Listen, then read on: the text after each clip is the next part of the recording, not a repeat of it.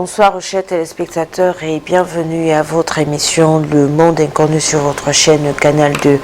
Alors depuis un certain temps, nous travaillons sur le culte de la méditation face à une pandémie et ce soir encore nous restons dans le même thème et je vais laisser le soin au professeur Emmanuel Lipote qui m'accompagne de nous donner les différents angles que nous allons aborder ce soir. Bonsoir professeur.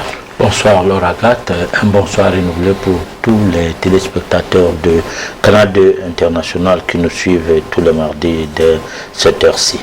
Alors nous allons rester sur l'actualité parce que l'actualité l'oblige. Nous allons parler de la pandémie mais tout en restant métaphysique également. Donc, nous allons voir la vitalité des effets occultes d'une pandémie et la suite, ça sera bien articulé comme d'habitude.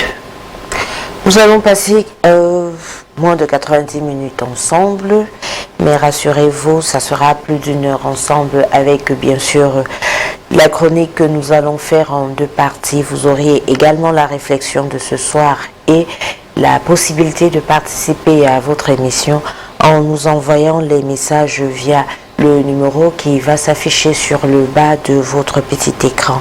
Alors si vous êtes déjà bien installé, le train va quitter la gare et le prochain arrêt, c'est la première partie de la chronique de ce soir.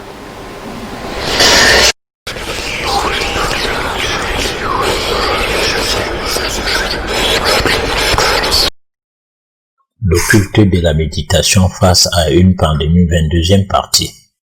La vitalité et les effets occultes d'une pandémie.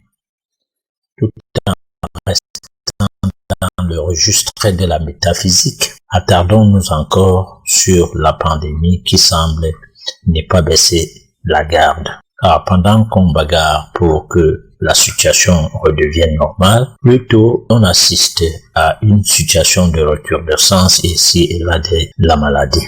Face à cela, le mystique ou l'initié dirait qu'il y a matière à penser à l'étape supérieure que de continuer à pleurnicher au travers des mesures barrières qui vraisemblablement semblent ne pas payer. Alors, on dirait que pour s'en sortir définitivement, il y a de quoi envisager un plus de réflexion. Il est évident que la leçon que dégage toute pandémie trouve son explication dans la maîtrise de la donne occulte à relever. Car quand une maladie peut apparaître au point à prendre la tournure d'une épidémie et que, comme si cela ne suffisait pas, qu'elle aille jusqu'à parachever son parcours au niveau d'une pandémie, cette situation doit susciter obligatoirement une grande réflexion occulte.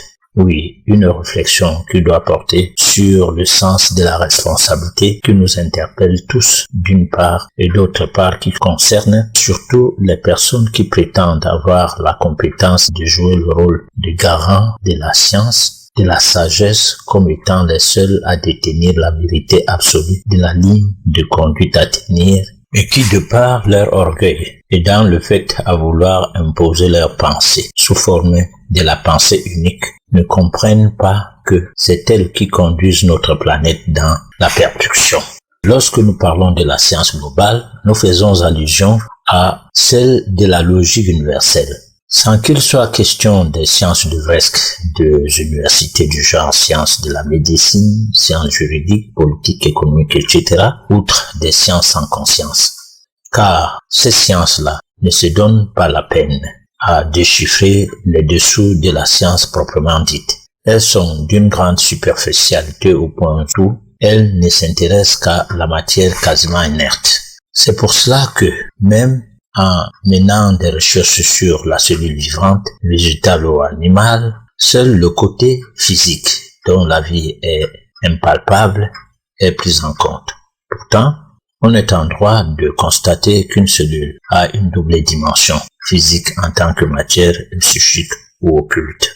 La recherche dans le domaine occulte portée sur la cellule est celle qui explique bien ce qui est de sa double dimension. Il va sans dire que la cellule est constituée de molécules. Celles-ci forment un regroupement des atomes. On peut voir ceci sous un œil physique, alors que cela n'est pas possible quant à sa dimension occulte. Cependant, de nos jours, grâce à la physique quantique, on peut étudier le fonctionnement des atomes. Cette étude, bien qu'elle soit physique, sa portée rime avec les données métaphysiques susceptibles d'élucider certaines propriétés de rayonnement électromagnétique d'une ou d'un ensemble des cellules. Une telle recherche nous plonge dans la doctrine vitaliste de la vie, car à chacune des étapes de la marche en avant de la biologie et de la physico-chimie, des discussions fusent entre les vitalistes et les non-vitalistes. Les vitalistes séparent complètement les êtres vivants du corps brut et distinguent nettement les phénomènes et les lois biologiques des phénomènes et des lois physico-chimiques. Pour le non-vitaliste, il n'y a qu'une science, la physico-chimie, dont la biologie est un chapitre. La transition étant continue et insensible entre le corps brut et les êtres vivants dont l'étude serait confondue dans un dualisme général. Pourtant, l'être vivant est donc une unité à part qui se distingue de toutes les autres unités vivantes et qui ne se noie pas, comme la matière brute, dans le monde inorganique. Celui-ci n'ayant d'unité que quand on prend l'univers dans son ensemble. Avec cette conception fondamentale de l'individualité et de l'unité de l'être vivant, on a objecté les faits des divisions spontanées ou expérimentales d'un individu en plusieurs. D'ailleurs, l'unité vivante de chaque individu est faite de multitudes d'unités vivantes élémentaires. Et là, à l'initié de conclure qu'il serait sage de comprendre qu'on ne saurait fabriquer un médicament ou un vaccin pour tous les êtres vivants sans heurte, parce qu'il est de bon ton de reconnaître que la vie n'est pas identique chez tous les vivants. Faites allusion à la vitalité et les effets occultes d'une pandémie. Et dans votre chronique, on retrouve deux camps qui s'opposent, les vitalistes et les non-vitalistes. Commençons déjà par comprendre ce que c'est, ou alors quelles sont les idées que prônent les vitalistes et ensuite celles des non-vitalistes. Alors le récit nous conduit à réfléchir. Est-ce que lorsqu'on a une maladie, puisque nous parlons de pandémie, considérons que la pandémie commence par une maladie, la maladie devient une épidémie, et une épidémie devient donc, d'une manière générale, une pandémie, parce que peut-être que ça va au-delà des continents. Ça touche beaucoup de continents à la fois, beaucoup de pays à la fois. Alors donc ça devient quelque chose de sensiblement difficile à gérer, et alors ça doit entraîner beaucoup de réflexion. Donc dans cette gamme dans cette manière de gérer la réflexion, nous avons donc nous nous sommes mis à réfléchir sur ce que le vitaliste ferait et le non-vitaliste. Et c'est pourquoi la question tient bien à expliquer que le vitaliste, lui, il pense que la vie est la chose la mieux à conserver ou à étudier. C'est-à-dire qu'on doit étudier la vie, afin de savoir comment la conserver ou bien comment l'entretenir ou comment empêcher à ce que le désordre ne se passe pas au niveau de la vie. Donc, les vitalistes pensent que les cellules sont des êtres vivants et qu'on ne saurait les entretenir comme des objets, c'est-à-dire comme de la matière inerte, comme une matière qui ne vit pas. Alors que le non-vitaliste, il pense que la cellule, c'est de la matière à desséquer, c'est-à-dire lorsque on fait des études biologiques, du moins anatomiques par exemple, à l'université, on peut aller à l'aide des cadavres, à voir toutes les parties du corps, organe par organe. Le cerveau, on va le desséquer et on va palper les neurones, palper toutes les parties des lobes des hémisphères du cerveau, et puis arriver à une conclusion qu'on connaît le cerveau déjà. Mais cette conclusion n'est qu'une conclusion approximative ou bien une conclusion en fait qui enorgueillit celle des personnes qui pensent que c'est comme ça que se trouve le cerveau. Parce que derrière ça, il y a une énergie vitale qui n'a pas été palpée. Surtout lorsqu'on fait affaire avec des cadavres. On ne saurait comprendre comment ça se fonctionne. Et si jamais, il faut penser à la vie des cellules qui ont constitué cet organe. Parce qu'il y a les cellules qui donnent naissance aux tissus. Les tissus donnent naissance aux organes. Donc il y a un assemblage de cellules. Alors maintenant, les non-vitalistes font dans une certaine science, pendant que les vitalistes font dans une science assez complexe. Parce que les vitalistes doivent expliquer qu'est-ce qu'ils savent de la vie des cellules de manière à rendre palpable leur explication. C'est ce qui pose donc de difficultés à se faire comprendre lorsque on verse dans le vitalisme. Voilà. Alors, vitaliste, non vitaliste, quel est le courant qui serait le plus proche de la métaphysique, ou alors le courant qui serait complètement métaphysique? Alors, le courant de vitalisme serait le courant métaphysique. Parce qu'en fait, lorsqu'on fait des écoles initiatiques, il y a des choses qui ressemblent un peu lorsqu'il y a une partie, lorsqu'on planche sur le corps humain, le fonctionnement du corps humain dans ces écoles-là, il y a des choses qui ressemblent un peu à ce qu'on rencontre dans les écoles holistiques de la médecine alternative. C'est-à-dire qu'on a la possibilité de réaliser sous le plan philosophique ce que c'est que la vie, afin de transposer ça sur le concret. Donc le domaine métaphysique est plus proche du vitalisme, parce qu'en fait c'est en métaphysique qu'on peut bien expliquer le vitalisme. Le non-vitaliste, lui, il ne s'occupe pas de la vie. Parce qu'en fait, j'utilise tout cet exemple, et ça va toujours être utilisé comme pour dire que Jésus-Christ est le Fils de Dieu. On le dira tout le temps, pour que ceux qui doutent n'ont qu'à continuer à douter, mais on le dira ainsi, et Allah et Dieu, tout ça. Donc c'est des choses qu'il faut comprendre, et que ça revient toujours, afin que les gens s'habituent à ça. Alors, pour comprendre bien le phénomène de la vie des cellules, l'exemple le plus simple, c'est la naissance qui se produit entre deux personnes qui accouchent, deux femmes qui accouchent. Il y a à la même minute, ou bien dans la même salle d'accouchement, deux femmes mettent au monde deux bébés. L'un respire, l'autre ne respire pas. Celui qui respire est considéré comme étant un être vivant, donc étant un bébé. Celui qui ne respire pas est un mort-né. Il n'y a aucune possibilité à la soi-disant science de la médecine officielle, qui se veut moderne, de donner la chance à l'autre qui n'a pas respiré de respirer. Aucune possibilité.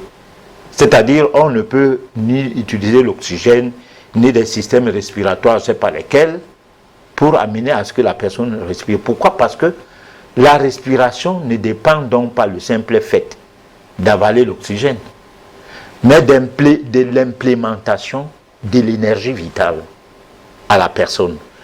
Cette énergie vitale qui, à travers le souffle de vie, va animer la vie des cellules. Donc on peut dire que chacune des cellules respire au même moment que l'enfant prend contact avec l'énergie vitale. Pendant ce temps, si on met un dispositif au nez du mort-né, ce dispositif n'ira pas dans chaque cellule donner vie. Ça restera peut-être au niveau des poumons. Et les poumons seront un organe juste qui va recevoir à ce moment précis, ce genre d'oxygène, c'est pas moi quoi, et que l'appareil pourra mettre à la disposition de ces morts-nés en question. Bon, donc, il y a un problème de repenser la médecine. Parce que là, nous sommes en pandémie, on est dans une situation. Parce que là, maintenant, qu'est-ce qui se passe? C'est les vaccins qu'il faut faire. C'est les médicaments, c'est ceci, c'est cela. Mais tout cela n'agit pas sur la cellule, comme étant quelque chose qui va animer la cellule, qui va permettre à la cellule de retrouver son équilibre. Lorsque le taux de vitalité commence à baisser dans l'ensemble de l'organisme, tout fuse, tout devient confus. Et là, la perte de l'énergie se présente petit à petit, et puis il y a mort d'homme, il y a décès. Alors donc, il est impossible de penser que on peut utiliser des médicaments pour résoudre des problèmes de la vie des cellules. Plutôt, on fait taire les cellules, on les bombarde, on les dit arrêtez de faire de bruit. Bon, c'est une manière d'aller en guerre contre son propre organisme. Voilà, parce que si un médecin boit lui-même les produits qu'il donne aux malades, il va en guerre contre son propre organisme, par exemple. Alors, professeur, vous dites que le vitalisme fait une liaison entre les lois biologiques des phénomènes et les lois physico-chimiques. Les lois physico-chimiques, elles relèvent de quoi? De quoi s'agit-il exactement? Bon, alors, c'est un peu scientifique. Là, nous entrons dans les méandres de la science classique, mais moi, je vais reporter ça dans la science occulte.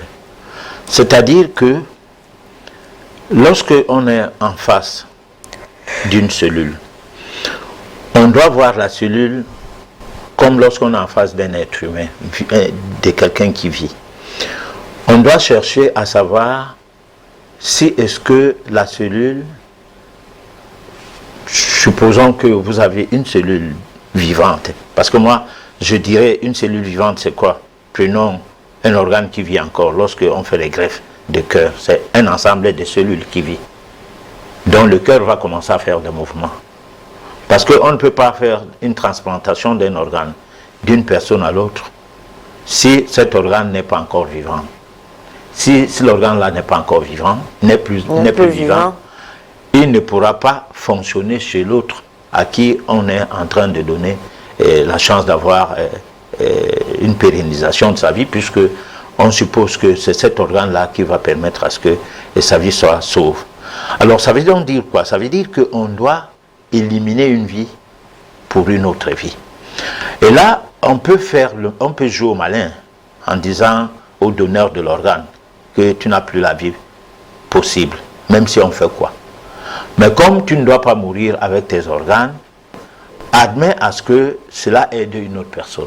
Donc on a vu ça dans les films et on voit ça souvent dans les vidéos, où on va donc prendre l'organe pendant que la personne vit encore et placer ça ailleurs.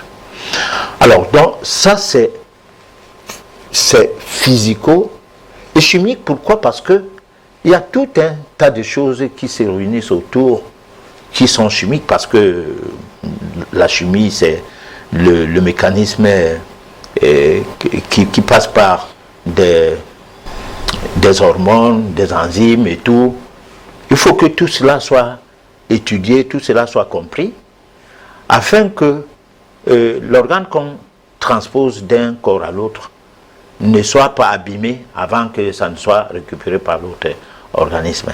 Ça, ce mécanisme a été réussi grâce à la physique quantique, et qui, de par la médecine, des données des chercheurs en médecine officielle, on peut dire que c'est une réussite. Même si ça ne donne pas de garantie, on peut vivre 6 mois, comme ça en est le cas avec le Premier ministre ivoirien qui venait de mourir. À peine il a eu une transplantation cardiaque, à peine il meurt. Bon, d'autres vivent 2 ans et même plus. C'est une approche. Peut-être qu'on aurait dû soigner son cœur, mais on est allé dans cette approche. Parce que là, nous sommes dans l'approche de non-vitaliste. mais qui utilisent quand même des connaissances qui sont non physico-chimiques. C'est-à-dire, dans la biologie, et on voit des phénomènes d'un côté qui répondent aux lois biologiques face aux lois physico-chimiques. On se retrouve en train de faire des opérations qui vont marcher. Voilà. Alors, pour ça, quel est le regard donc de la métaphysique par rapport à cette transplantation d'organes d'un être humain à un autre? Alors, c'est un regard dédain, désolant. Parce que il faut éliminer une vie pour obtenir l'autre. Et parce que derrière ça, il y a des problèmes dessous. Parce que cet organe, quand tu as déplacé un organe d'un corps à un autre, il y a d'abord la chirurgie. Les chirurgiens doivent gagner de l'argent. Mais ce n'est pas philanthropique. Alors, il y a aussi que l'organe qu'on te donne, tu dois payer pour l'avoir. Bon, il y a que la personne à qui on dit que la personne est condamnée, on n'est pas trop sûr s'il n'y a qu'une seule manière de voir les choses. Parce qu'en métaphysique, il y a des personnes qui guérissent, toutefois abandonnées à eux-mêmes, et qui ne désespèrent pas. Il y en a eu des cas comme ça. C'est-à-dire, ces personnes-là sont désolées de constater qu'on les a demandé de rentrer chez elles parce que condamnées à mourir. Alors, c'est par révolution, sur le plan psychologique, que on a d'autres atouts qui viennent donc de l'énergie vitale, alimenter les cellules qui étaient supposées mortes ou bien qui étaient supposées ne plus retrouver vie, parce que cette énergie vitale prend acte sur un ensemble de choses, d'un côté magnétique, de l'autre côté électrique.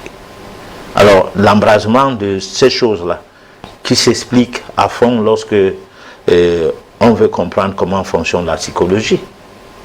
D'une personne, par exemple, qui veut brunir sans utiliser des produits chimiques et qui va brunir. D'une personne qui veut donc guérir d'une maladie par manque de médicaments ou de moyens de se soigner et qui décide de guérir. Ça ressemble un peu à ce qu'on peut rencontrer chez certaines bêtes, par exemple un chat, qu'on a désespéré qu'il peut continuer à vivre et qu'on a déposé à un endroit en attendant que ce chat-là meure. On l'enterre puisque en fait certaines personnes ne mangent pas les chats. Bon, donc surtout un chat domestique. Alors que le chat va rester dans le gène, parce que ça c'est le mécanisme du gène alors, qui est un mécanisme réparateur, va rester dans le gène. Et comme le chat n'est pas du genre à formater son cerveau, donc à y mettre de la peur, à s'aimer de la zizanie, il va rester à gêner pendant un certain temps. Et puis l'énergie vitale va commencer à habiter ces cellules. Les cellules dans l'autórégénérescence de nouvelles cellules vont pousser les cellules malades ou les cellules mortes ou les radicaux libres ou quoi vers l'extérieur à travers d'autres mécanismes, soit des mécanismes émortoires, c'est-à-dire des mécanismes du système d'élimination des déchets naturellement mis en place par les forces divines. Et puis le chat va se remettre debout. Et il y a des gens, des êtres humains qui arrivent à bénéficier du gène, par exemple, ce genre de guérison. Alors, face à la pandémie, professeur, qu'est-ce qu'il faut faire? Suivre les vitalistes ou alors, qu'est-ce qu'il faut faire? Parce que là, vous présentez deux courants.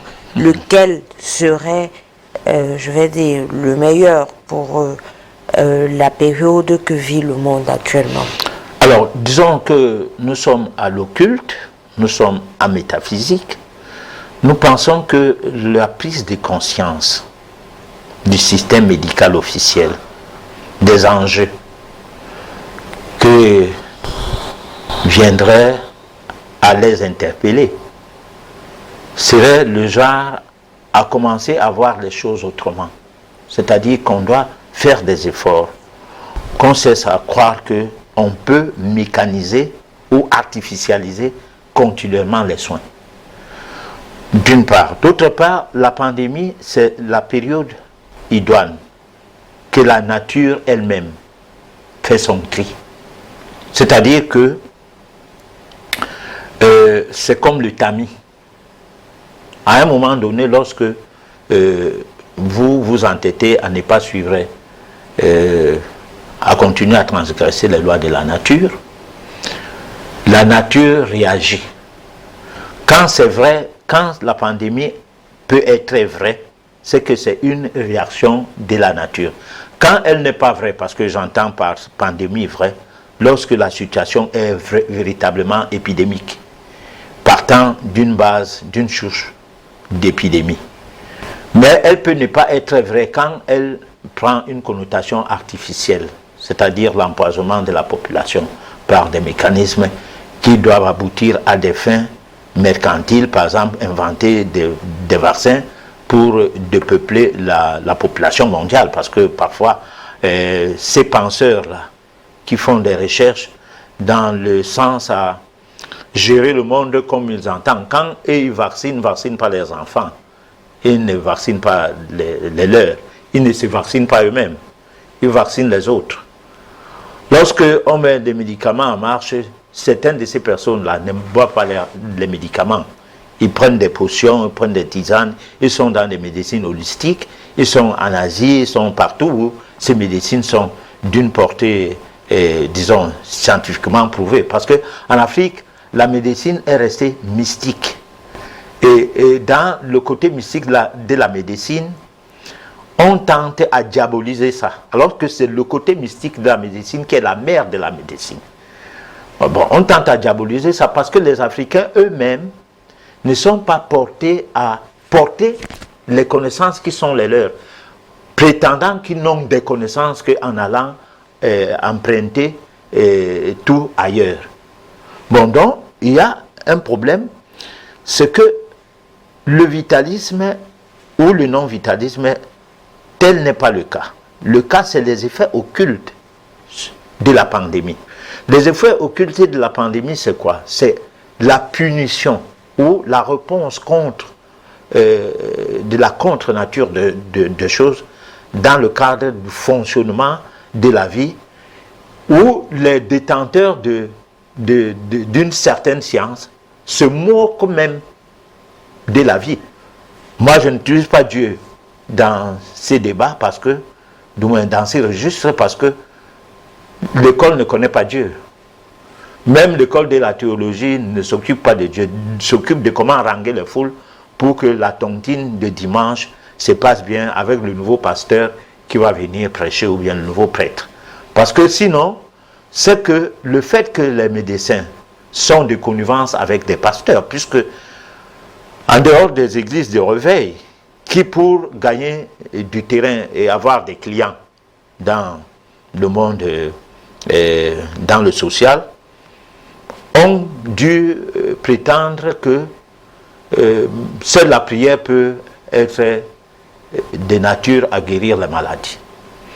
En refusant même les gens d'aller à l'hôpital. Mais l'église traditionnelle, c'est-à-dire le catholicisme et le protestantisme, qui ont été avant des missions, la mission catholique, qui avait pour but d'implémenter une manière de croire en Dieu ici, et la mission protestante également, ainsi que les autres qui ont été colonisés par les Arabes. Vous voyez, ce n'est pas la même direction. Nous qui avons été colonisés par les Occidentaux, c'est-à-dire nous les chrétiens, entre guillemets, nous, j'étais chrétien, qui avons été colonisés par les chrétiens, l'hôpital était la seule chose que Dieu aimait. Mais les plantes médicinales, non. Moi, j'ai vécu cette histoire pendant mes premières décennies d'existence. Alors que à l'hôpital, on ne croit pas en Dieu. Parce qu'on ne travaille pas dans le but de faire en sorte que la vie Parce que Dieu égale la vie égale Dieu. Et Dieu en nous, c'est la vie, et c'est grâce à Dieu que nous vivons. Le tout n'est pas de dire que nous sommes des créatures de Dieu, mais c'est de reconnaître en nous l'œuvre de Dieu à travers nos cellules. Voilà. On va proposer à nos téléspectateurs la deuxième partie de la chronique et nous revenons juste après pour la suite de nos questions. Dans la métaphysique, le combat de la vie et les pandémies. Pour exister, depuis la nuit des temps, les habitants de notre planète ont toujours été confrontés à des difficultés de diverses natures. La famine, la maladie, le mal-être, les épidémies, voire les pandémies. Un lot de problèmes qui, naturels hier, comme épreuve à surmonter, et aujourd'hui en est le contraire. Mais la plus grande difficulté est en quelque sorte une pire des calamités. C'est bel et bien l'ignorance. C'est elle qui fait dire que la vie est un combat. D'abord, s'avère qu'il y ait une grande confusion entre la vie et l'existence. C'est là que l'on définit ces deux termes. La vie étant Dieu, l'existence relevant de la manifestation de Dieu en chacun de nous. Ce qui veut dire en clair que si la vie est vraiment un combat, ce serait contre qui? Dieu étant la vie étant nous, ce serait contre Dieu ou alors contre nous-mêmes. Eh bien, la vie a donc un rapport étroit avec la vie et avec l'évolution tant physique que métaphysique de tout un chacun. Il faut le constater en inclinant son intelligence dans les phases de l'existence qui s'inscrivent en une sorte de mécanisme allant de l'état de bébé jusqu'à la transition de l'être. Une succession de vies qui va d'étape en étape de l'enfance à l'adolescence, de l'adulte à la vieillesse. Un chemin qui est fait de preuves à surmonter et non à combattre.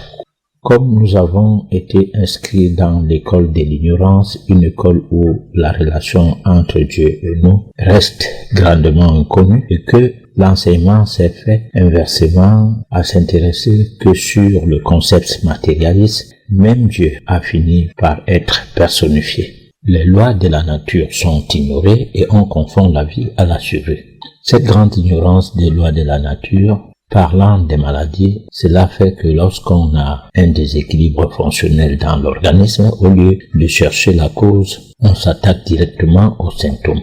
Du côté spirituel, le fait de rêver ou avoir un cauchemar qui fait peur, cela nécessite une prière contre le diable qui s'y cache sans doute. Eh bien, à cause de l'ignorance, on a le droit de manger ou de boire n'importe où, se soigner avec n'importe quel médicament. Qu'on en devienne malade, peu importe. Alors professeur, vous faites allusion dans cette deuxième partie de la chronique à la vie, puisque nous parlons déjà de la vitalité. Mais vous avez dit la vie égale Dieu et l'existence n'est que la manifestation de Dieu. Moi j'aimerais que vous reveniez un peu sur la différence entre ces deux thèmes, la vie et l'existence. Alors, la vie est continuelle. La vie ne meurt pas. La vie est la vie, même quand on est mort, on est vivant, même quand on vit, on est vivant. La vie, c'est comme une journée. La journée est faite d'un côté de la lumière, on va parler du jour, et de l'autre côté, de l'obscurité, on va parler de la nuit. C'est ça, comme ça, la vie. C'est-à-dire, pendant que tu existes, tu vis. Pendant que tu es mort, tu vis. Bon, l'existence étant dans le jour. Le jour, la lumière. Et la mort étant la nuit. Pendant qu'il fait nuit, on ne te voit plus. Tu es mort. Mais tu n'es pas mort. La seule chose, c'est que on peut dire que tu es mort. Pourquoi? Parce qu'on ne te verra plus. On ne te verra plus. Pourquoi? Parce qu'on t'a toujours vu sous une forme. Celle qui est habillée par le corps physique. C'est cette forme-là qui ne meurt plus, ne bouge plus. Et puis, on doit enterrer C'est-à-dire, tu viens de la poussière, tu retournes à la poussière, mais tu viens de la poussière, tu qui? C'est ça. Tu, c'est pas toi. C'est ton corps qui vient de la poussière, mais toi, tu ne viens pas de la poussière. Toi, c'est la vie. Toi, en toi, existe la vie. C'est comme je donnais l'exemple du fœtus là maintenant. Quand la vie n'entre pas dans un fœtus, ce fœtus-là est né mort, donc mort-né. On ne peut pas dire que la personne là a même droit à un nom. C'est vrai, bon, c'est vrai que dans les traditions, bantou par exemple, tu nais avec un nom, tu meurs avec un nom. Donc dès que tu nais, on te donne un nom. Pendant ta naissance, on prépare un nom. Ou alors à la naissance, on te donne le nom. En t'enterrant, on te donne le nom. Pour que quand même, qu'il y ait traçabilité, que la matière qui n'a pas pu être animée a quand même existé, a quand même eu son passage. Donc puisqu'on te met quelque part, mais souvent on te met quelque part sans trace, parce que ce n'est pas des tombes du genre que si on prend un fœtus et on l'enterre, d'ailleurs on le mange. Voilà, suivez mon regard. Alors, donc si on enterre un fœtus, on n'est pas obligé de considérer ça comme une tombe. Parce qu'en fait, tu n'es que de la matière. Tu n'as pas bénéficié de l'énergie vitale. Donc la vie est un tout, comme une journée est un tout, et l'existence est la substance, la consistance de quelque chose qui vient de la vie. Voilà. Alors pour ça, vous aviez dit tout à l'heure que la vie, vous avez pris l'exemple d'une journée. On a le jour et la nuit. Le jour, la lumière, la vie. La nuit, l'autre forme où vous êtes mort. Alors, si l'existence est la manifestation de Dieu, comment est-ce que l'existence, alors la manifestation de Dieu, se fait pour cette personne-là qui est du côté de la nuit, c'est-à-dire qui, pour nous ici, est morte? Alors, la personne qui est morte n'est pas morte. Nous l'avons expliqué même dans la chronique qui vient de passer là, en deuxième partie. C'est des étapes qu'on peut dire de métamorphose. Lorsque on est vivant dans le sens de l'existence, c'est les métamorphoses. On parle de l'état de bébé à l'état d'enfant, de l'état d'enfant à l'état d'adolescent, de l'état d'adolescent à l'état d'adulte. C'est des métamorphoses, c'est des pans de métamorphoses. Mais ça, c'est des pans d'évolution aussi.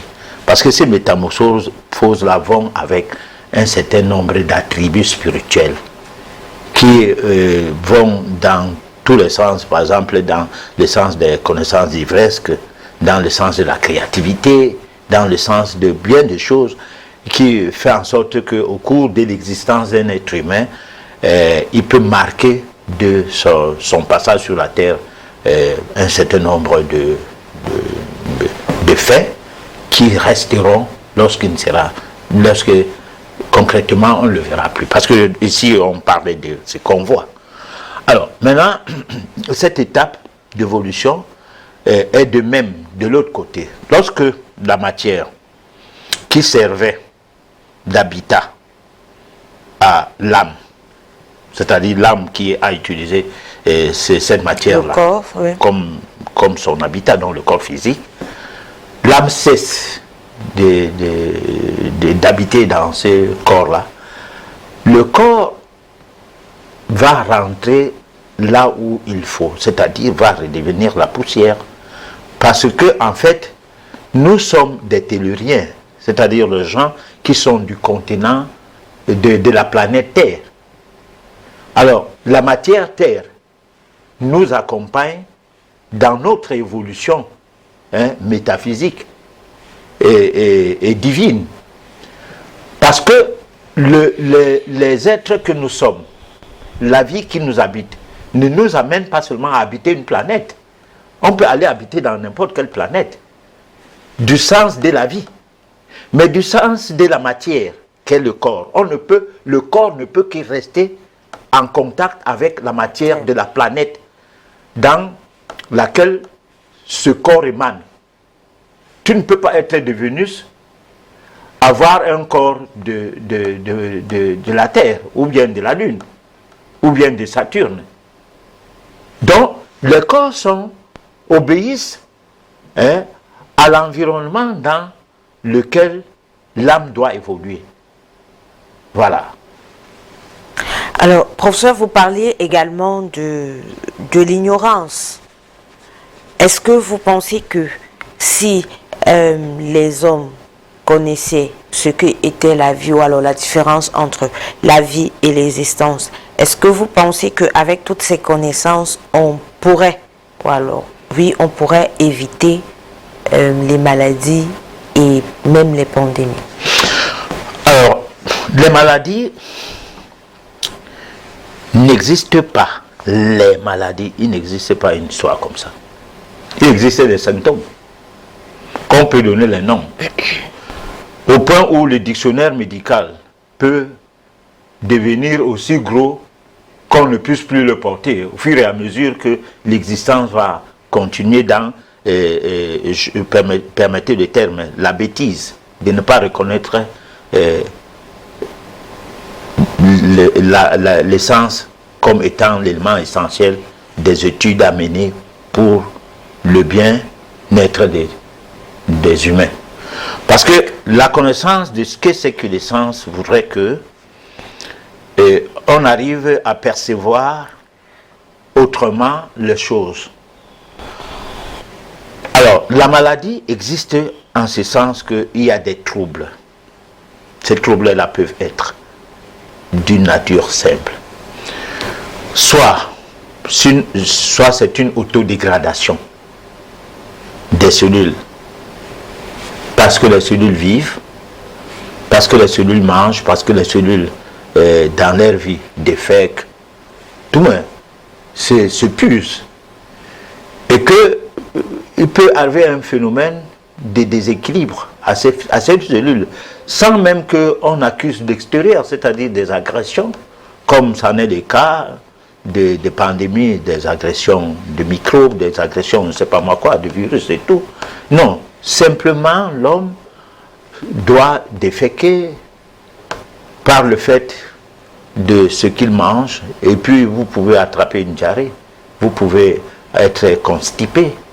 De même, les cellules à l'intérieur du corps peuvent avoir ce genre de mécanismes qui vont donc affecter l'homme du côté externe, parce qu'il y a le côté interne de l'homme qui fonctionne d'abord mal, dont là on parle d'aspect psychique, et puis le côté externe qui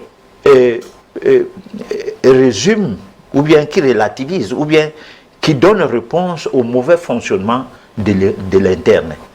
Mais là, c'est un problème de reflux et de flux. Comme tout courant existentiel, on le sait bien avec les marées de la mer.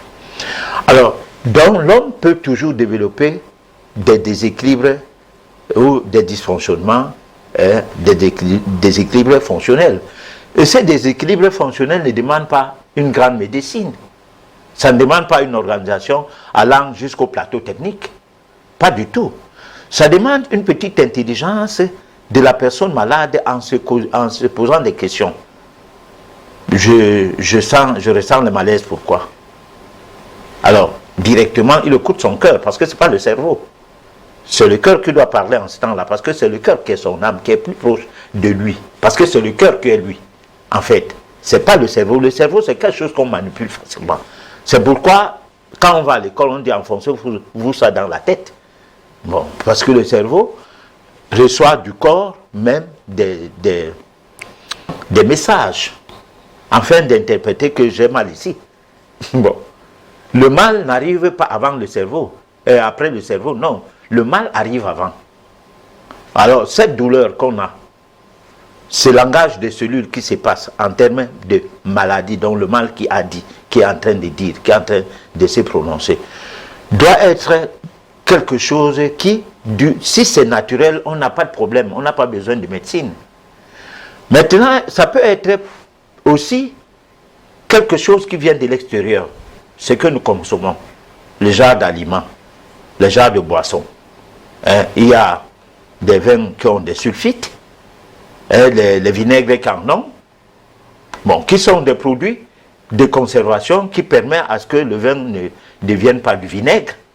et que le vinaigre ne se transforme pas en produit non consommable, a aussi des sulfites, qu'on a mis dedans comme de la matière permettant une conservation, et que longtemps avant, parce que c'est maintenant qu'on sait que c'est nocif, mais longtemps avant, non, il n'en était pas question de nocivité. Donc si on n'est pas dans ces registres de consommer les choses qui ne servent à rien, par exemple pour les Africains, on ne sait pas à quoi les sert de consommer les vins, de boire les bières, de prendre les sucreries. Moi je ne sais pas. C'est d'abord pas les produits produits par nous.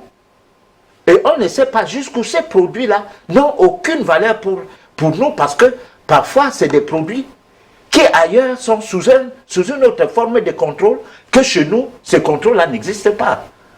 Parce qu'il y a des fois même les médicaments qui sont en comptabilité considérés comme les rejets et rubis, c'est-à-dire des produits à rejeter, à mettre dans la poubelle, mais qui peuvent être reconstitués ou reconditionnés et étiquetés et être vendus en Afrique. Parce que nous sommes les seuls continents qui prennent tout, partout, et jamais nous ne donnons rien ailleurs. C'est-à-dire ailleurs, quand quelque chose sort de l'Afrique, ça a un regard de mépris. Mais nous, tout ce qui sort d'ailleurs, non, nous sommes tellement... nous y allons même avec un peu d'enthousiasme, et au-delà même de l'enthousiasme, avec beaucoup plus d'arrogance, pour montrer que nous ne sommes plus l'Africain, disons, primitif.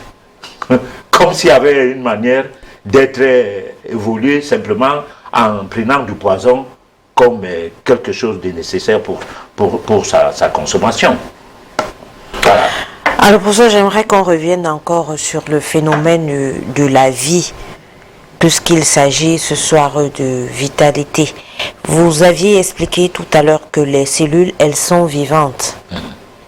Et en fait, c'est toute une chaîne. Revenons un peu avec le bébé. Quand le bébé est conçu, il est fœtus. À ce moment-là, les cellules, elles sont déjà vivantes? Non, non. Écoute, ça, on va aller discuter ça en faculté de médecine ou je sais pas, de biologie ou quoi. Mais moi, je parle au culte. Le bébé dans l'organisme, ses cellules sont vivantes parce que il vit dans l'organisme comme tous les autres organes. Parce qu'il y a un assemblage de cellules qui partent de l'état embryonnaire lorsque la femme conçoit, jusqu'à l'état où l'ensemble des cellules forment des tissus. Et l'ensemble des tissus forme un organe qu'on appelle le fœtus. Et cet organe-là vit normalement dans le corps, dans le même sens que le cœur, les poumons et tout. C'est un organe. Le fœtus dans le corps est un organe. N'en déplaise à ceux qui ont trop fait l'école. Moi, j'ai fait la cile. Première semaine, j'ai trop pleuré. Deuxième semaine, ayant trop pleuré, on a appelé ma mère pour lui dire, prends le gars, c'est trop. Alors donc, à mon petit niveau là, je dis que du point de vue métaphysique, le fœtus dans le corps vit, mais ne vit pas de manière autonome. Commence à vivre de manière autonome dès que ce fœtus sort du corps et reçoit le souffle de vie. Parce que si le fœtus vivait de manière autonome, il n'y aurait pas de mort-né. C'est-à-dire que dès la naissance, tous les fœtus vivaient. Il n'y aurait pas de mort-né. Alors, maintenant, si on veut mettre en doute le fait que le souffle de vie n'a rien à voir avec les naissances des bébés, bon, là, je comprends, c'est un autre débat. Bon, donc, un fœtus dans le corps, c'est un organe. C'est-à-dire, ça joue, c'est la même rôle. Donc, on dit le bébé vit. Il bouge. C'est normal, parce que le cœur bouge, les poumons bougent, les intestins bougent, tout bouge dans le corps. Pourquoi lui, il doit rester inerte alors qu'il est aussi cet assemblage de cellules? Voilà. D'accord.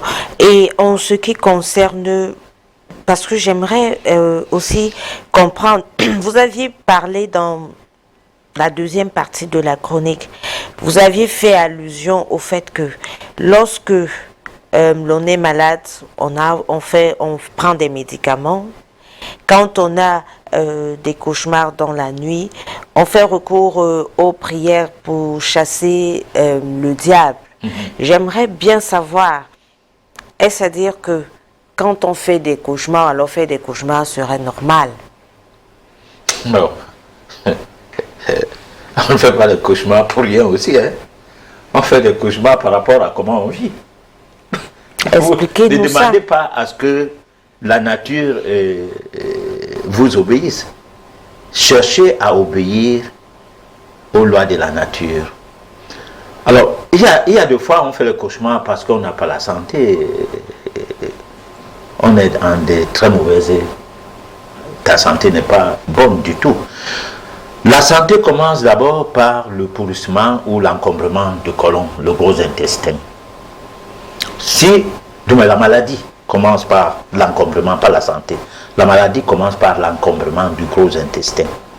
Alors si votre intestin est trop encombré, mais attendez-vous que vous fassiez des cauchemars. Et ces cauchemars-là vous mettent en liaison directe avec le monde infernal. Le monde infernal, c'est quoi? C'est les ennemis de la vie. Les ennemis de la vie peuvent être les sorciers, peuvent être les élémentaux, c'est-à-dire des esprits malins, peuvent être n'importe quoi. Parce que lorsque vous transpirez dans la nuit, que vous êtes un bouffon, vous mangez tout, votre transpiration est une source d'énergie négative qui attire les élémentaux, qui doivent venir. Par exemple, quelqu'un qui a saoulé, il a bu bien, il saoule. Il émet des gaz qui partent de son corps en termes de vibrations. Et ces vibrations-là sont électromagnétiques, c'est-à-dire ça attire. Ça n'attire pas donc des bonnes entités, ça attire des entités négatives, que d'aucuns peuvent appeler le diable, d'autres les démons. Alors c'est donc normal qu'on fasse des cauchemars.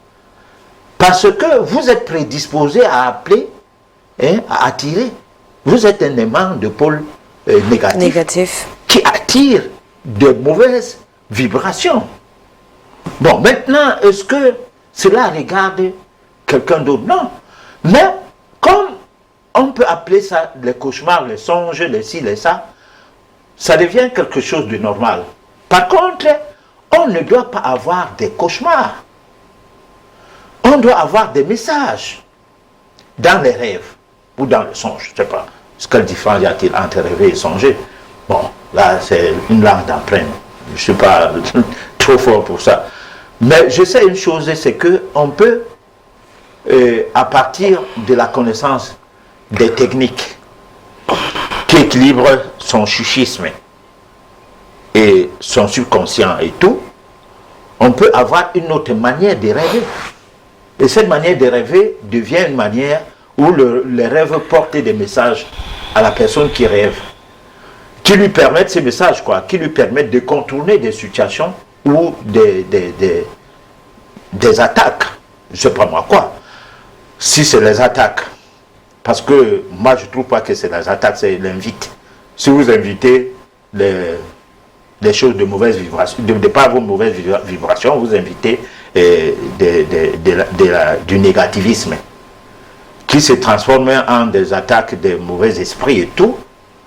Vous allez aller prier, mais la prière ne va pas changer votre tube digestif, par exemple, parce que j'ai donné juste un exemple. Ça ne va rien changer sur ça. On va prier, mais ça va tout revenir. C'est comme les gens qui sollicitent certains d'entre nous en disant « je fais des mauvais rêves toutes les nuits », machin et tout, je mange dans la nuit et tout, mais changez pas de modèle de vie. Mangez toujours des choses qui attirent ces entités-là. Bon, maintenant tu vas beau faire un travail de sanctuaire, de délivrance ou de prière dans les églises de réveil et tout, mais change ta façon de vivre. Hein? Mets-toi en déphasage total du courant électrique qui anime, de l'électrification, qui anime ta vie, ton quotidien avec le fonctionnement de ces esprits malins. Alors pour ça, ça veut dire que quelqu'un qui a une bonne hygiène de vie et qui fait attention aux lois de la nature ne pourrait pas se retrouver un jour en train de faire des cauchemars? Non. Il aura des messages. Mais des messages qui ne font pas peur. Parce que le rêver, c'est naturel. Mais pour trouver quelqu'un qui est indemne complètement de tout ce que je dis là, bon, au risque de toiser les uns aux autres et que moi, trois doigts soient contre moi-même. Donc, je ne suis pas en train de parler comme pour incriminer les gens. Je suis en train de parler dans le sens où il faut relater les faits pour faire comprendre aux gens que nous avons une part de responsabilité pour notre vie. Parce que notre vie est capitale. Voilà.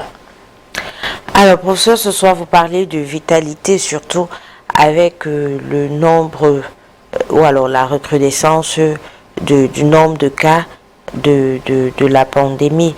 Comment est-ce que aujourd'hui nous sommes dans un monde où alors actuellement on a le nombre qui ne fait qu'augmenter, le nombre de cas de malades qui ne fait qu'augmenter.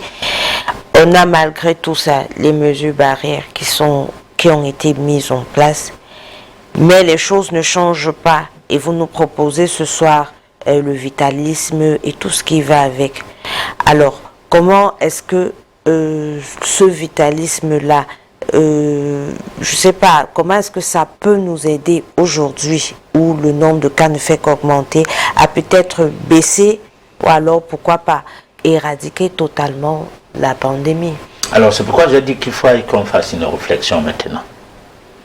Parce que moi j'aimerais bien que les gens comprennent une chose. Toutes les mesures barrières que moi j'ai suivies là, je n'ai suivi aucune mesure barrière qui est en rapport avec la vie. L'une des mesures barrières la plus grave, c'est le confinement de l'oxygène. On te refuse de respirer l'oxygène. C'est la plus grave des barrières. Alors là, je ne sais pas, moi je ne suis pas une autorité, je ne suis pas dans les domaines politiques, et je ne représente qu'un cafard par rapport à ces domaines-là. Mais est-ce qu'on réfléchit vraiment?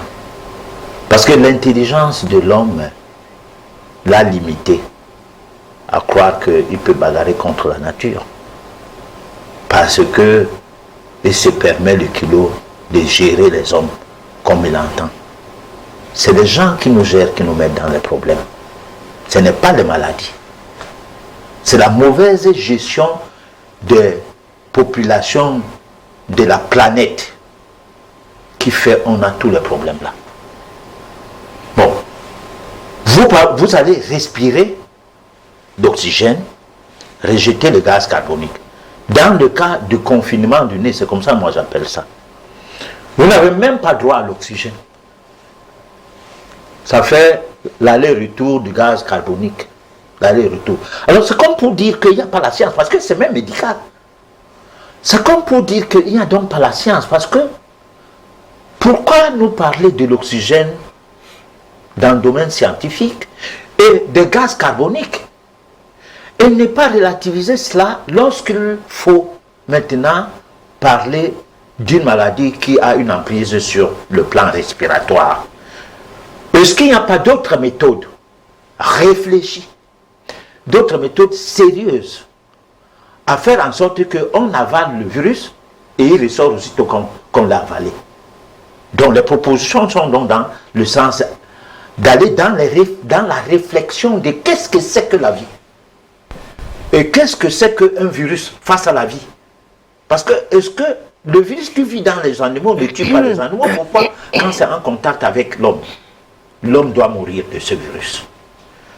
Qu'est-ce qui nous manque pour que nous soyons au-dessus des bêtes pour toujours? Parce que nous sommes au-dessus des bêtes, nous avons des voitures, nous prenons des avions et tout. Nous trimballons même ces bêtes-là. On a des chats et des chiens qu'on voyage avec d'un point à l'autre.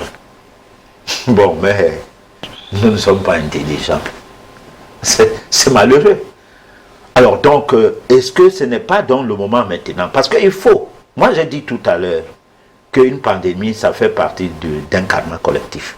C'est le tri et c'est la punition Quand c'est vraiment une pandémie, ça veut dire que c'est le tri, c'est-à-dire la nature est en train d'assainir la planète. Voilà. Donc par mégarde, on ne fait pas ce que les lois de la nature sont de nature à ne pas se sentir transgressées. Il n'y a pas de problème. Mais si on se fout des lois de la nature, il y a un problème. Professeur, quel serait donc, si on vous demandait au PIF que s'il fallait peut-être revoir les mesures barrières qui ont été instituées, quelles seraient vos propositions par rapport à ces mesures barrières-là? Alors la proposition, c'est d'abord nettoyer le tube digestif de toutes les personnes à ne pas développer des températures. Ce n'est pas le tout de faire des tests. C'est pas le tout n'est pas de faire les tests. Les tests des températures. Parce qu'aujourd'hui, il a prouvé que ces tests-là réagissent même sur la végétation. Devant un bananier, devant un manguier et tout, vous pouvez faire ces tests-là et trouver que... Il a 40. Oui, donc ça atteint de Covid, par exemple. Bon, alors, mais sinon que si on fait les tests, le confinement doit être dans le sens de purifier le tube digestif et non de mettre les masques aux gens. Au point où, à un moment donné, la mauvaise façon de respirer ajoute la température. Parce que ce n'est pas tout le monde qui va gérer cette façon de respirer. Voilà. Donc, on purifie les tubes digestifs des gens, on fait en sorte que le côlon ne soit plus encombré par des méthodes naturelles, pas par des médicaments encore, parce que là, dans cette purification, il ne faut pas que le taux d'acidité, parce que là, nous sommes dans le registre acido-basique, il faut que le taux d'alcalinité soit convenable par rapport à ce que Dieu, entre guillemets, donc c'est que l'énergie vitale serait de nature à bénéficier, parce que en fait, dès que le taux d'acidité augmente, l'énergie vitale baisse. Donc le taux de vitalité baisse. Alors dès qu'on met le médicament à la place de ce qu'on devrait mettre, on ajoute le mécanisme de dégradation de l'énergie vitale. Résultat, ce n'est pas des choses qui dépassent les gens là. Ce qui les dépasse, c'est d'être honnête envers les populations du monde. Mais ce que je dis là, je n'invente pas ça. C'est connu.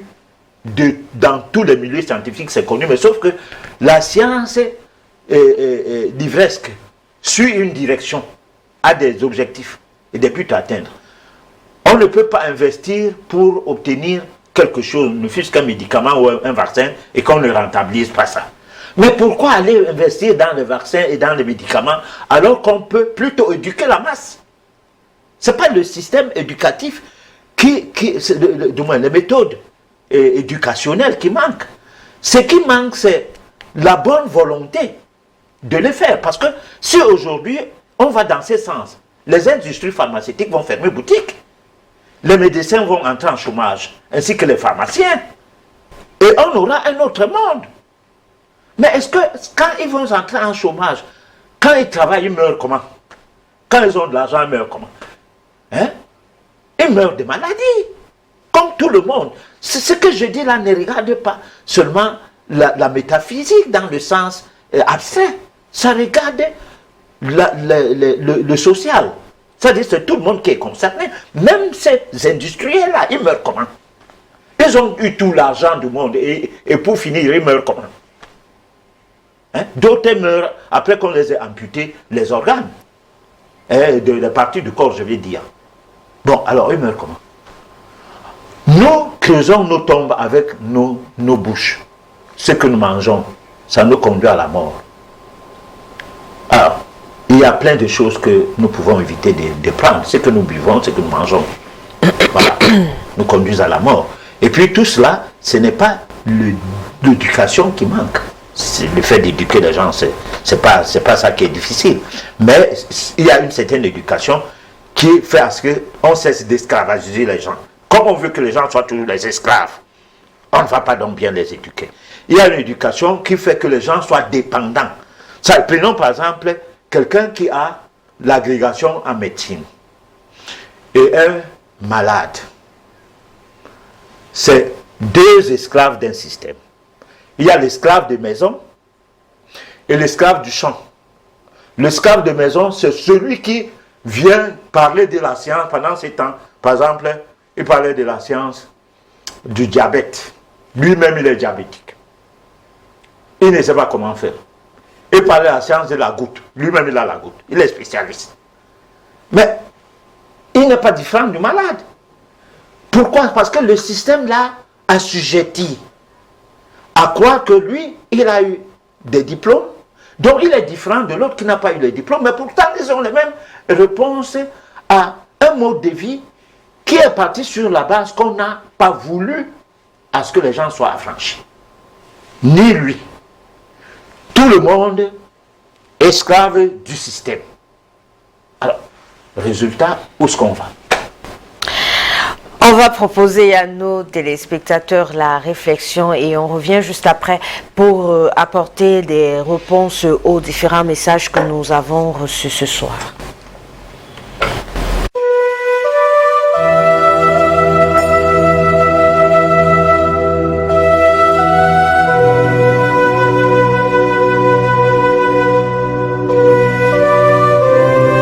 La tradition orale, pour nous, c'est l'enseignement, à tous les degrés, degré primaire, degré secondaire, degré supérieur. Donc c'est l'enseignement à tous les degrés. Ça englobe aussi bien la morale, la philosophie, les mathématiques, la géométrie, et tout ce qui s'appelle connaissances humaines, tant au point de vue culturel qu'au point de vue cultuel. Et alors donc la tradition orale, c'est l'enseignement. Et or cet enseignement est donné par des vieillards. Et c'est ce qui constitue l'initiation. Qu'est-ce que l'initiation? C'est le fait de suivre les leçons d'un maître. Mais ça englobe toute la vie, toute la nature, parce que pour nous, on dit il y a le vivant, il y a les êtres immobiles et non vivants, il y a le vivant immobile et il y a le vivant mobile. Ici, le mot vieillard, ce n'est pas celui qui a un grand âge, c'est celui qui connaît. Alors donc, vous avez des vieillards de 20 ans et vous avez des enfants de 72 ans. Alors donc c'est une question de savoir. Le mot ce n'est pas la question de, c'est le savoir. Le vieillard est un homme qui connaît. Il ne faut pas seulement croire que ça veut dire absolument le vieillard en âge. Mais comme ce sont les vieillards en âge qui généralement sont ont le plus vécu, ont le mieux vu, et alors ils sont considérés comme les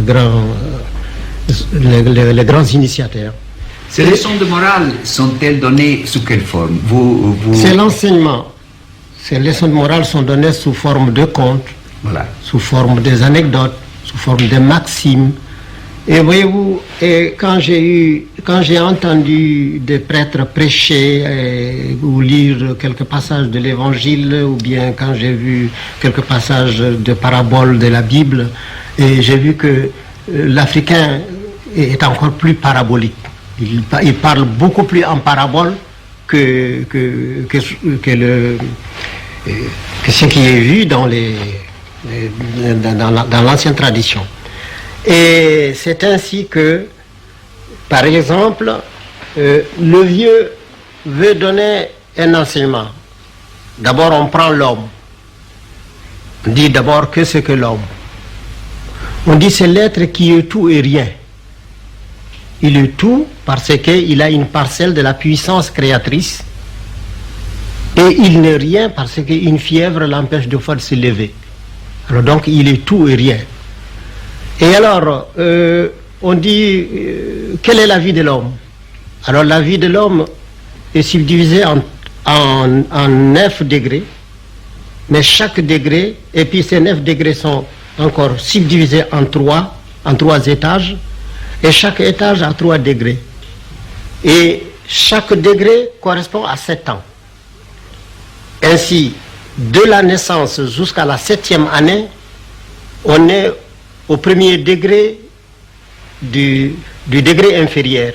C'est-à-dire l'enfant est à l'école de sa mère. Il n'obéit qu'à sa mère, il ne croit qu'à sa mère. Tout ce qu'on lui dit, il vient demander à sa mère, est-ce que papa m'a dit ça, est-ce que c'est vrai? Ou bien je vis ça, est-ce que c'est vrai? Donc il ne voit que par sa mère, durant 7 ans. Le deuxième septénaire, il passe à l'école de l'extérieur. Que ce soit une initiation, que ce soit chez un maître ou ses camarades, c'est toujours l'école. Parce que pour nous, tout est école. Aller s'amuser, c'est aller à l'école. Aller puiser de l'eau, c'est aller à l'école. Tout est école, tout est enseignement. Pour nous, rien n'est simplement récréatif. Et alors, donc, l'enfant au dehors apprend. Mais il revient toujours pour demander à sa mère si ce qu'il a vu est vrai. Si ce qu'il a entendu est vrai. Et c'est là jusqu'à 14 ans. À partir de 14 ans, c'est-à-dire le deuxième septénaire passé, l'enfant commence à être une personnalité, c'est ses parents de sa mère, parce qu'il va vers sa 21e année, il commence à dire à sa mère, non, tu n'as pas compris, c'est pas comme ça. Il commence à raisonner. Et alors à 21 ans, il a fini le petit cycle. Alors, il est censé avoir fait un premier tour dans toutes les initiations. On lui a parlé des êtres vivants, immobiles. On lui a parlé des êtres vivants, mobiles. Ensemble, pour parler comme un terme, on lui a parlé du règne animal, on lui a parlé du règne végétal, on lui a parlé du règne minéral. Alors maintenant, il approfondit ça encore, durant 21 ans, qui constitue trois âges encore. Le deuxième 21 ans viennent renforcer les premiers 21 ans. Et alors ce n'est qu'à 42 ans qu'il a droit à la parole. Alors là on dit qu'il est un homme fait. Et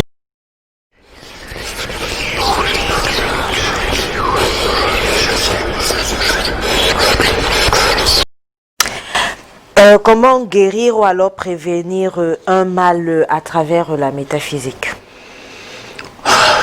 La métaphysique n'est pas là pour guérir un mal, mais pour guérir l'homme de manière holistique, c'est-à-dire de son cerveau, de son corps, de son cerveau, de son esprit, de son âme, de sa psychologie, c'est-à-dire, disons, prendre en charge l'homme dans sa globalité, sur la base de la connaissance.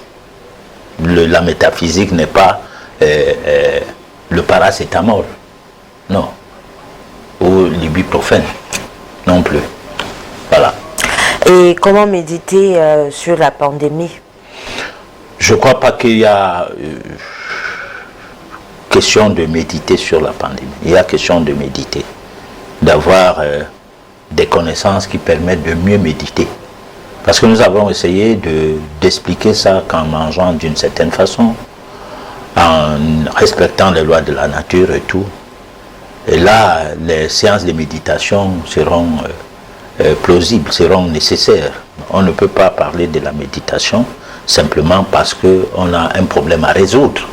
Qu'on a peut-être la famine à la maison, on commence à méditer. Ou bien parce qu'on veut aller à l'examen, on médite. Non, je crois que ce serait prendre la méditation au même sens que la prière. Voilà. Alors pourrait-on dire que la vie est égale à l'esprit? Oh, disons que la vie est un assemblage de tout ça, puisque l'esprit est la manifestation de la vie sous une forme ou sous une autre. L'esprit est dans tout. L'esprit est dans la matière. L'esprit est dans la matière inerte comme dans la matière mobile, tangible comme matière intangible. Quand bien même on ne voit pas l'esprit, mais on voit la manifestation de l'esprit à partir de la matière. Voilà. Donc, je ne sais pas si je réponds bien à sa question. Voilà. Alors, professeur, que faut-il faire pour s'initier? pour s'initier, il faut appeler hors antenne à ces numéros. On va parler de ça, c'est général. Voilà. Alors nous sommes arrivés au terme de notre émission. Un dernier mot très rapidement avant de la conclure. Nous allons accompagner tous ceux qui nous suivent et qui sont confinés, qui sont concernés par la pandémie, tout le long de nos éditions futures, jusqu'à l'épuisement des arguments concernant cette pandémie. Et nous allons nous retrouver en ces temps-là à faire la révision de ce que nous avons dit, de ce qui est de mode de vie, l'alimentation et tout, afin de nous conduire vers des techniques de méditation. Donc que les gens gardent leur mal en patience pour ceux qui veulent commencer à méditer déjà. On va finir par y arriver. Voilà. Nous sommes arrivés au terme de notre émission. On se donne rendez-vous la semaine prochaine sur la même chaîne. Et bien sûr, pour vous qui n'avez pas eu de réponse à vos questions, nous ferons le nécessaire pour que d'ici la fin de la semaine, vous puissiez avoir des réponses. Vous avez également la possibilité de réécouter votre émission sur YouTube. D'ici là, portez-vous bien et à la semaine prochaine. Bonsoir.